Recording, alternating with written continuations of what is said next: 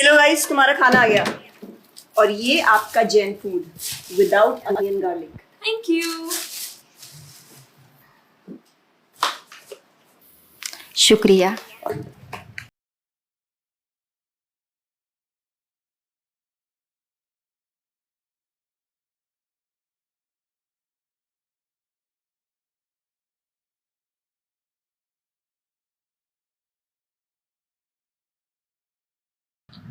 Sorry guys, मुझे नहीं पता था कि तुम लोगों में ऐसा कुछ रिचुअल होता है। हाँ, प्रे तो करना चाहिए। हम हमेशा खाने से पहले अल्लाह ताला से प्रे करते हैं। यस, रिचुअल नहीं स्पिरिचुअल। हम ही पहले भगवान को भोग ऑफर करते हैं और उसके बाद प्रे करके खाते हैं। लेकिन तुम्हारा भगवान यहाँ आके कैसे खा सकता है? जैसे वो तुम्हारी दुआ कानों से सुन सकता है, वो वैसे ही यहाँ पर आके खा भी सकता है। भगवान का फॉर्म पर्सनल है। अगर वो कानों से सुन सकते हैं तो मुंह से आके खा भी सकते हैं। उनके कान और मुंह दोनों है। शालिनी, तुम प्रे नहीं करती खाना खाने से पहले? नहीं, लेकिन मेरे चाचा ने एक बार कहा था कि हमको वो गॉड ऑफ फूड को और फार्मर्स को थैंक यू बोलना चाहिए। You mean Annapurna Devi? What? God of food. Yes, हमें उन्हें थैंक करना चाहिए और साथ में फार्मर्स को भी। But I believe in watering the roots. देखो, हम हमेशा क्रिएशन को तो अप्रिशिएट करते ही हैं, लेकिन हम क्रिएटर को ना अप्रिशिएट करना भूल जाते हैं। अभी सोचो, पानी ना हो, हवा ना हो, उपजाऊ मिट्टी या धरती माँ ना हो, तो फार्मर क्या कर लेगा? So I believe that we should be thanking the Creator, the Lord, who is providing us with all the basic necessities. Point. अब तुम किस किस को थैंक करेगा? वैसे भी तुम्हारे 33 करोड़ तो देवी देवता है। बताओ किस किस को थैंक करेगा तुम? और शालिनी, तुम बताओ, तुम किस गॉड को मानता है? मैं ऐसे किसी गॉड को नहीं मानती, लेकिन I think Shiva is a big god. See, I am very sorry, but आपने अपने वो बड़े भगवान का स्टोरी तो सुना होगा ना, जहाँ वो अपनी मरी हुई वाइफ को शोल्डर पर लेकर पूरे इंडिया का चक्कर लगा रहा है। अब तुम मुझे बताओ, जो गॉड अपनी वाइफ के मरने पे ऐसे कॉमन मैन की तरह रोता है, वो गॉड हो सकता है क्या? अच्छा, maybe I don't know much about this story, but he is very famous and north में तो राम जी भी बहुत फेमस है ना। उनका स्टोरी तो तुमको पता होगा ना, सबको पता है। उनकी वाइफ को रावण ले गया था। हाँ पता है। अब तुम मुझे बताओ, वो गॉड है? वो अपनी वाइफ को भी अकेला नहीं बचा के ला सकता। उसको अपनी वाइफ को बचाने के लिए भी वानर सेना की हेल्प चाहिए, और उस वानरों को भी तुम पूछता है। I am sorry. और गीता, तुम कृष्ण को मानती हो, और वो तो हर लड़की के साथ रासलीला करते रहते थे। ऐसा कैसा कैरेक्टर है गॉड का जैसे हर लड़की से प्यार हो जाता है? और वो खुद डर के अपना जन्मस्थान छोड़कर चले गए थे। गॉड को कभी डर लगता है क्या? और जिसे खुद डर लग रहा है वो तुम लोगों की हेल्प कैसे करेगा? शिट यार, this is so complicated and confusing. It is confusing because you are following the wrong path. It is very beautiful and sacred. I will show you the right path. Enough, Asifa. I know what you're trying to do. And Shalini, कुछ भी confusing नहीं है। You know what the problem is कि तुझे पता ही नहीं है, क्योंकि तूने आज तक शास्त्र ही नहीं पढ़े हैं। तो पता कैसे चलेगा कि क्या सही है और क्या गलत? जन्म कर्म च मे दिव्यम एवं योवेति तत्वतः त्यक्त्वा देहम पुनर्जन्म नैति मामेति सो अर्जुन। भगवान की लीलाओं को समझना इतना आसान नहीं है। उसके लिए शास्त्रों का अध्ययन करना पड़ता है, और वो भी एक प्रामाणिक गुरु के अंडर रह के उनकी शरण लेके। अब अगर तुमने शास्त्र पढ़े होते तो तुमको ये पता होता कि शिव जी ने जो इमोशंस उसमें दिखाए थे वो शोक नहीं, विरह था। विरह विरह दोनों सेम नहीं होते क्या? Let's start from the basics.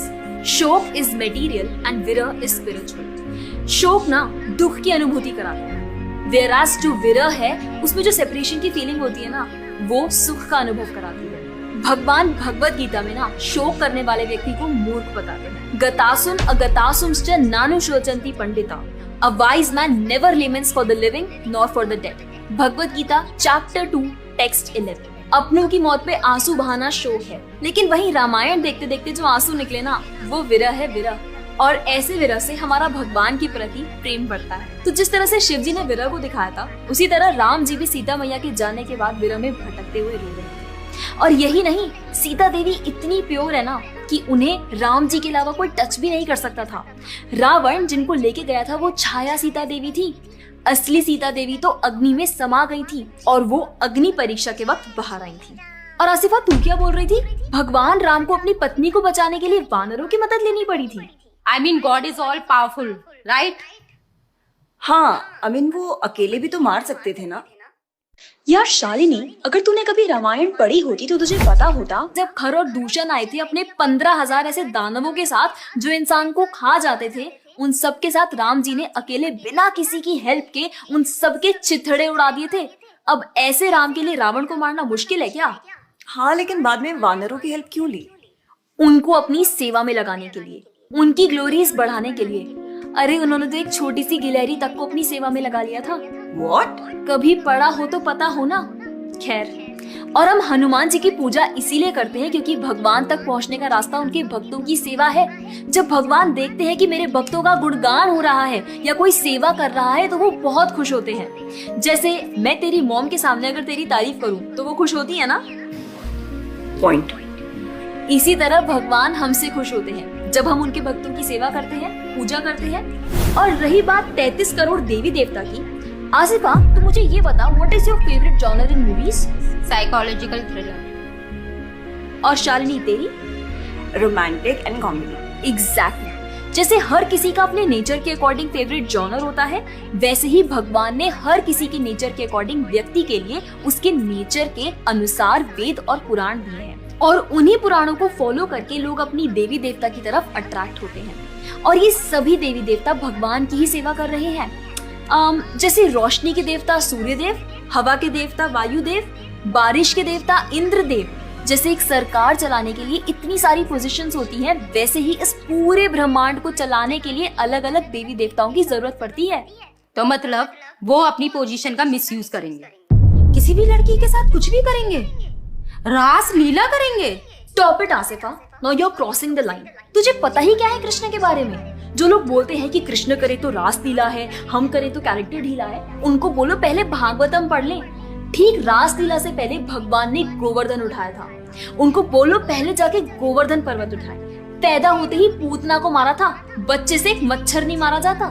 When he was crawling, मुख में ब्रह्मांड दिखा दिया था। तू अपने मुंह में अपना ये हॉस्टल ही दिखा दे आसिफा।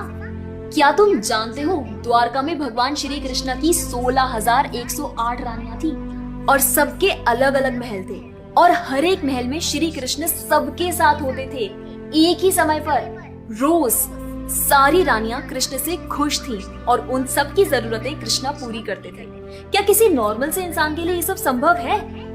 आज के टाइम पे तो एक ही नहीं संभलती, लेकिन उस टाइम सारी रानियां एक दूसरे के साथ खुश थी और उन्हें खुश कृष्ण रखते थे। क्यों? क्योंकि वो भगवान है।